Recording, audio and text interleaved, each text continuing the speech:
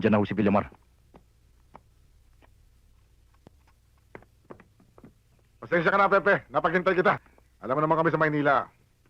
Puro kami session doon. Salamat ka pala at pinaunlakan mo paanyaya ko. Kaya lang, may mahalagang bagay ka raw sasabihin sa akin.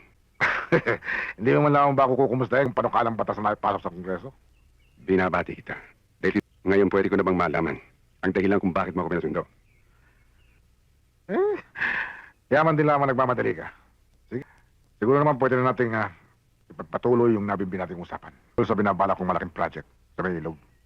Congressman, Burado na sana ang bagay na yan. Kung umuo ka lang sa inaalo ko sa'yo. Ibenta mo ang lupa mo sa akin, Pepe. Hindi ko ito hinihingi sa'yo. Hindi ko ito inaagaw sa'yo.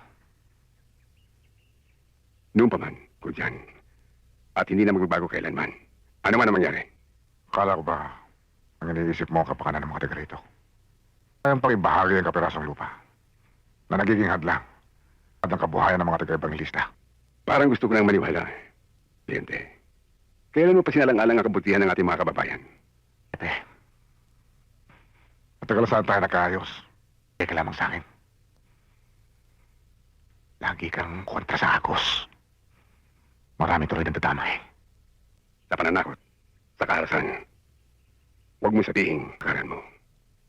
Dahil alam namin na hungkag ang ilalim nito.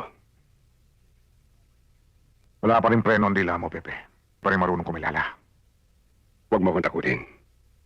Kung kayang iputok yan, nang nakaharap ako. Kaya ako.